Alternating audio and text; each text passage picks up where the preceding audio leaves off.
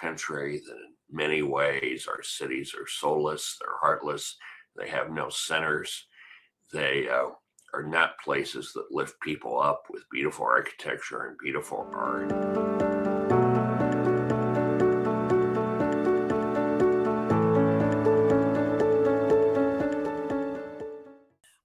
Welcome to Sacred Rebel Voices. My name is Jerry Zare. My guest today is Jim Brainard. He was the mayor of Carmel, Indiana for 28 years, and he transformed a city of 25,000 people into a vibrant community of over 100,000. This city is now celebrated as one of the best places to live in the United States. But the story is more than just about buildings and rankings. It was really about the courage and the vision he had to transform the city when so many people were watching and some people were even wanting him to fail. Welcome, Mayor. It's good to have you here. It's great to be with you, Jerry. As I mentioned in the introduction, the whole transformation of this city was a wonderful and powerful thing that happened, and yet we know it was very difficult to make this type of change in a city or in any type of organization. What was the one moment that you almost gave up on your vision for Carmel, and what kept and made you keep going? Well, it was very tempting not to stand for re-election, both in my first and second re-election efforts. We were making a tremendous number of changes. We were doing things very differently than the status quo, and had a lot of pushback, a lot of unhappy people. Quite honestly, I had to deal with some very mean people that you're correct, did want to see the city and our administration fail, I think. We also had concerns from people in Minneapolis that did not want to see Carmel succeed because, as opposed to looking at how to create a bigger piece of pie, they were concerned about their piece of the pie and whether, business would be taken from downtown Indianapolis, that sort of thing. And of course, we always made the point that every neighborhood in a metropolitan area should be a beautiful place for the people that live there. Now, did you have a vision of this right from the beginning of what you wanted to see the city become, or did that evolve? Well, of course, it evolved over time, but the vision really started in the spring of 1995 when I knocked on literally thousands of doors of voters who had a tradition of voting in the primary election and asking for their vote. I was running against an incumbent, and when I met somebody on their doorstep or at a meeting, I asked them, "What are your hopes and dreams and aspirations? You've chosen to raise your family and start your business, your profession in this particular place. What would you like to see?" And Carmel's a fairly well-educated city, and as a result, people have done well with their careers, and they, because of that, financially, they've had the ability to travel, and they'd seen many of the old, beautiful cities in Europe and the older, walkable, pedestrian-friendly, beautiful cities in the United States, and they talked about those places, and they talked about, why do our cities have to look so badly? Why can't we walk anywhere we need to go? Why haven't the cities since World War II had a downtown? And I didn't know the answers to these questions, but I thought I can find out. And so I started to read city planning books. I wrote to half a dozen universities that had city planning programs in the United States and asked for their syllabi. And when I saw a book appear more than twice on that list, I got a copy of it and read it. And realized that there had been this huge shift when the United States got over 25% car ownership. And that didn't happen. We didn't have over that level of car ownership per household until after World War II. But then we started to design our cities totally differently. We built our cities for cars, not people. Many of our cities, in many of our cities in this country, we tore down, in some cases, up to over half the buildings in the downtown areas just to provide for surface parking. In many cases, beautiful traditional buildings that had inspired people for decades. Our cities, of course, the word is nice, and people continued to move out of the downtown areas. You think back, though, about cities during World War II. Antibiotics had been invented right before the war, but had been used only for members of the armed services during the war because we had not scaled manufacturing to the levels we needed yet. So cities, because they were crowded and there hadn't been any buildings since before the Great Depression in October of 1929, and we had this huge amount of immigration from Europe, Asia because of World War II. There was tremendous overcrowding. Our cities were still powered by coal in the north for the most part, so they were very dirty cities. People didn't live as long in the cities, and so after the war, our industrial might was untouched. But Asia and Europe were in shambles, and the average working person it was probably making more money than they ever had in the history of the world. And so they had the ability to move out to these grassy suburbs. And it was a good thing. One of my favorite movies is Jimmy Stewart and It's a Wonderful Life. And all the themes of this are in that movie, the big bad landlord and the nice subdivision on the edge of town. And that all worked out very well in the beginning. It increased the quality of many people's lives. But we didn't take into account what would happen when this happened over and over and over again. We got rid of those grid systems for cars to travel. We used cul-de-sacs, not connections within the neighborhoods. We put all the cars out on the major roads, and suddenly what was a nice 2-lane road on the edge of town now had to be 10 lanes, and people were, the average American today, one study I read still says the average American, including all the people that don't own cars, the average American is spending 2 hours a day in their automobile. If that's the average, we know there's people out there spending more than 2 hours a day to make up for the ones that don't drive in big cities like New York, downtown Chicago, and so on. Well, and that's what, the suburbs that are kind of a sprawl, and you have to go through so many city lights to even get anywhere. And as you created this vision, and Carm was known as the roundabout king, and the roundabouts were part of that. Was that a vision from the beginning for you about creating the roundabouts as part of the city? No, not really. We realized that suburbs, these post-war suburbs from all over the United States, had huge traffic problems. And there were city planners, a few out there, that recognized why. It was, again, as I mentioned just a minute ago, getting rid of the typical street grid where you'd have a street every 10th of a mile. Now we've gone to the old, in the Midwest, it's called the county road system, which is a street laid out in the survey, when the area was surveyed back in the early 1800s, mile grid. And these were farm to market roads that were now city roads in essence, but we had one every mile as opposed to 10, which is what we had done with traditional cities for generations when people had to walk from place to place. And so it created this huge traffic problem with, okay, how do we fix this? And I had seen the roundabouts. I was fortunate enough to do part of my graduate work in England, and I had seen the modern roundabouts there. I was a history major and a lawyer. I didn't know anything about traffic engineering, which is probably a good thing because I asked the traffic engineers a lot of tough questions. And much of the time they didn't have an answer. Why do we do it this way? Well, it's just the way we do it. It's the way they taught us in civil engineering college. And I said, well, let's try something else. Well, no one's ever tried this before in the United States. Well, we're going to try it and experiment and see if there's a better way to do it.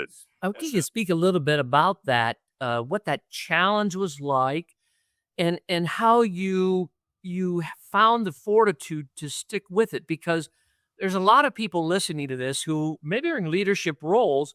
They're trying to do some changes. They're trying to make some new things happen, and yet they're getting a lot of resistance. And how did you do that? And what sustained you in that? Well, I think it was important that I did serve for 28 years because change often doesn't come quickly. So I think continuity and persistence is important. And secondly, we had started down this road, and quite honestly, we had attracted a lot of really smart, good, dedicated department heads of the various departments of the city. In many cases, um, giving up higher paying private sector jobs because they were passionate about making this place they had chosen to live into a better place for their families and their neighbors. And if I chose not to stand for reelection again, very likely those department heads would have not stayed either. And so I thought it was important, as I felt some responsibility towards the people that had chosen to work with us. Um, and we always had, I think, a majority of people in Carmel that said, look, we want to build a beautiful city. Here we are in this flat plain with lousy weather, no mountains, and no oceans, but this is our place. This is the place we have decided to spend our lives. We want it to be a beautiful, well-functioning place where everybody from every background has the opportunity to thrive and prosper and live a good life. And it was the recognition of that. We are engaged in something that's very special here. We are building a brand new city as a community. Well, and I think that's one of the things that impressed me about you was not just, again, making a city of buildings, but really a community where people could enjoy living. And, one of the things when I first came to Carmel, and I remember hearing about how you had invited the Muslim community to your home for the iftar, which was the breaking of the fast for Ramadan. And again, we're in Indiana, primarily a much more conservative community in this state. And yet you're inviting, and this is in, 2012. So, 2000, I'm not sure quite the year, but it was some years ago when that was not politically going to get you a lot of points. And yet you did this. And tell me why you did it. And, did you get any pushback from it? I got very little pushback, but I wanted to make a point. There was a proposal for a mosque to be built in Carmel, and it was properly zoned as a parcel for a faith institution to be built, whether it's a church, or a synagogue, a mosque, Hindi temple, whatever, whatever particular faith wanted to use that land to build a building, and yet the neighbors were pushing back. And it was my belief they were pushing back because they were scared by people who had grown up, been raised in a different faith tradition they had been. And so quite honestly, I wanted to make a point to the Muslim community that they were welcome in this city. And I wanted to make a point to the non-Muslims that everybody was welcome. This is a principle that's embedded in our basic law in this country, that government is going to not interfere in religion, that everyone is free to worship as they see fit. This is one of the values that has bound this country together, and quite honestly, the Western world together for decades. And it was important to make that point. I think it's also important when you're building a city that you look out for the people that may feel excluded, that may have come from different backgrounds, from different places, be of different races, non-majority faith traditions, and say directly to them by your actions that you are welcome here as a valued part of the community. Great cities don't exclude people from civic life. Great cities work hard to include everybody's ideas and make it a wonderful place for everybody, regardless of background. But where did that value come from? Because not all mayors, not all people in positions of leadership, even though they're Christian and they might, say everybody's welcome, they don't live it out. And here you were, you didn't know much about Islam or about Hindus or different faiths, and yet you still wanted to create the city. Did that come from your parents' upbringing, from your faith? Where did that value come from? Well, I grew up in a small town outside Elkhart, Bristol, Indiana. When I was there as a kid, I probably had 1,000 people. And in a small town of 1,000 people, you had to learn to get along with everybody.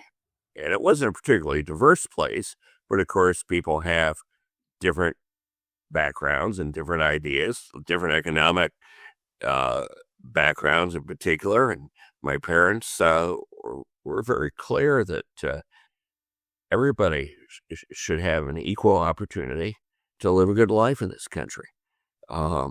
They made certain that my sister and I think, understood that everybody deserves to be treated with respect and to be included. And I think those values stuck. And then, I was fortunate enough to be a history major at Butler and studied the history of the world. And you see that, we may live in a place that's predominantly a Christian country, but yeah, if you look at history, you realize there's many places that are not. And that you also recognize as you travel, and I was fortunate enough to do quite a bit of that in my life, that there are good people, bad people everywhere, regardless of background. And that we need to lift up everybody if we're going to have a great city. It was talked about, we think we may just be building this little suburb of Indianapolis, but if you look at the Medicis and Florence and in the Renaissance period, that city was only 35,000 people. And look what they did in terms of art and government. They had their ups and downs, as all places do. But, it doesn't take huge cities to make an impact in the world. Small places, small groups of people can change the world, as Margaret Mead said. And generally, what was her famous quotation? Generally, that's the only way it happens. It's small groups of people getting together to do something they believe is important. So I thought, we're building this brand new city. We can do it very differently than other places have done it and have a real impact in the world. And I think we have. I was fortunate enough this year to have speaking invitations in Paris and 2 in England and 1 in Germany and Italy. And because people around the world are now interested in what Carmel, Indiana did in this last 30 years where it was growing so quickly and became a place that's rated as one of the best places to live. I was always amazed, though, as you were doing these things, having people wanting you to fail, people always criticizing, people really saying, again, some mean things that had no basis, but they were just people who didn't like, things to be successful if they weren't a part of it. And yet, I remember you just kind of said, well, you rolled it off your back somehow. I don't know how you did it. What was your attitude with all that? Well, I thought, if I'm going to spend my time doing this, we're going to do it the best we can. And we're going to follow through on the strategic plan that I thought was correct. And I thought, if the majority of the voters, make the decision to go in a different direction, so be it. I quite honestly make more money and have a very different career. I was trained as a lawyer. I could have gone back and done that any time. But I thought as long as we're doing this, we're going to do something that stands out and that is special. And fortunately, even though we had some very loud detractors, we also had a lot of support in the community. I think back, there was a gentleman that was opposed to the Monon Trail, and we had to actually go back and buy, using the city's power of condemnation or eminent domain, 246 small parcels of property to get the trail back, because legally, and this was eventually, there was a fight between the successor train company and all the people that had adjoining land, and the question is whether the property had reverted back to those landowners, and it had, even though physically the rail bed was still there with the stones and so on, even though the rails had been pulled up, I believe, in the 1970s. But we wanted to get that trail back as our main street, really, through Carmel, pedestrian main street. And we had one man, every time I had to file a new condemnation case, he had a pickup truck, and he had a big piece of plywood he had installed in the back of it. And he would put Brainard condemns so many, he would cross it out and add to it, and then go park it on the Indianapolis Circle every day at lunch, right in front of a prominent radio station, trying to get media attention. What he didn't know, we were approaching an election, and I was polling and surveying to see where we were. Every time that we got a news article about this pushback trying to create this beautiful walking trail, now called the Monon Trail, that our approval numbers went up, not down. And so I knew the vast majority of the community was on our side, even though they're very quiet about it. It was the people who were opposed to it were shouting and screaming and running to the media. But it's important to stay grounded by actually,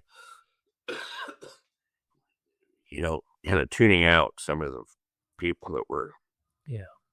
And that's what my takeaway from that, I think, is that you stood true to yourself, and you stayed within who you were, what your vision was. So be it. If I lose the election, I can go make more money. But if I'm going to do it, I'm going to do it where I can feel good about myself and I'm not selling my soul out. And I think so many people in leadership roles, whether in business or in nonprofits, it doesn't matter the role, but to find your own core value, your own self, and to stay true to that, which is harder to do than you think. I mean, as we're older now, we look back and we don't care what other people think. But when you're younger and you're trying to do things, it is hard, I think, at times. Well, it is hard. And we had to constantly remind ourselves, look, we're going to do what's right. No one wants to lose an election.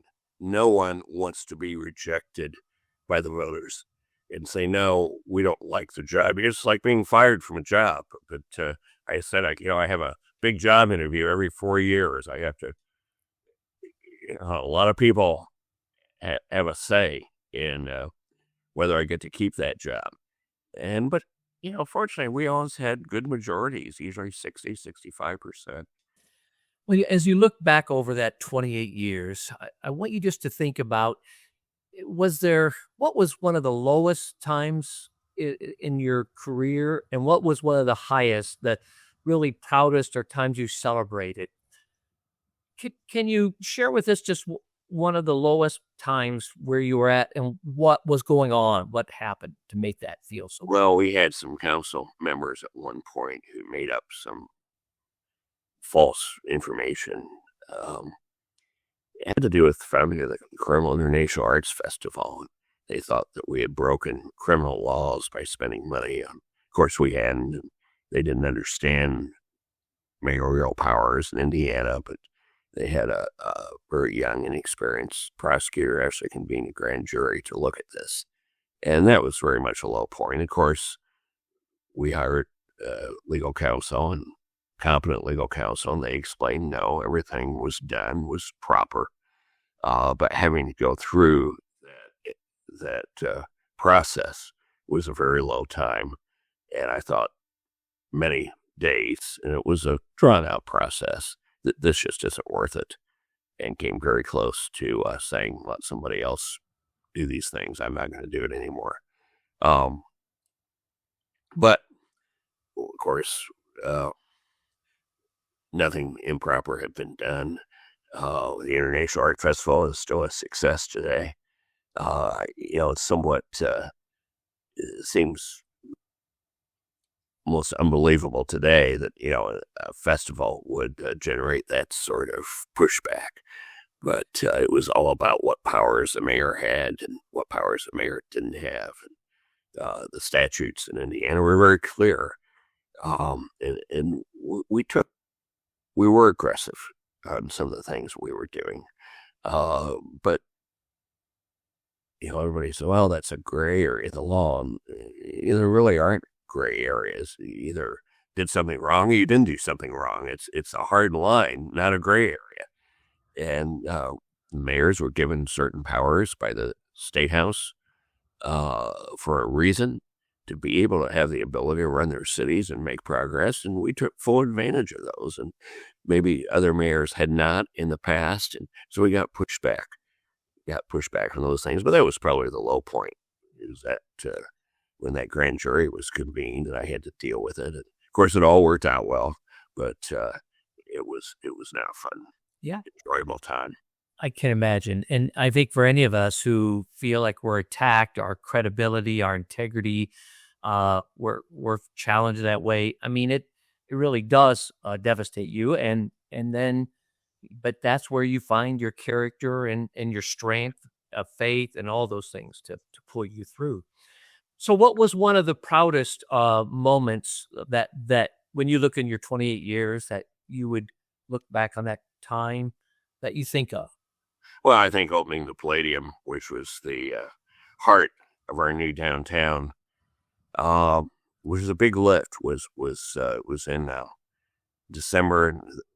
We were during tuning concerts November, December of 2010, and then in January 21st or 22nd, I can't remember the exact date, we had our gala opening of the concert hall, and the community got to see it for the first time. I remember, as part of the opening, we had a community day where people could follow, anybody could come on stage and sing or play the piano or the violin.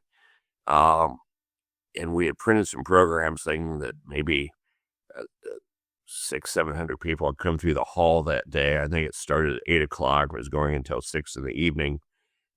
We were out of those programs by 8:20 that morning. There were lines outside the building to get in to see it for the first time.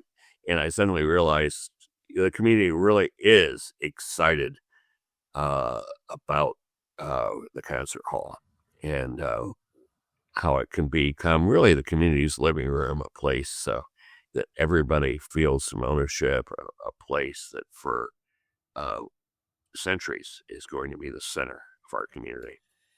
Well, thank you for this time together. I hope you feel very proud of all the work and what you've done over those 28 years and seeing this beautiful city, and appreciate your sharing with me some of those insights and some of the journey that you were on. And I hope for those who are listening, if you enjoyed this conversation, that you will continue to follow us, subscribe, and also I have a devotional called Whispers of the Sacred Rebel. That are 3 to 4 minute devotionals that I bring in weekly. And so thank you for this time together, and thank you, Mayor. It was great to be with you, Jerry, and talk about it's fun to recall things that happened a number of years ago and look back on it with a very different perspective than I had at the time.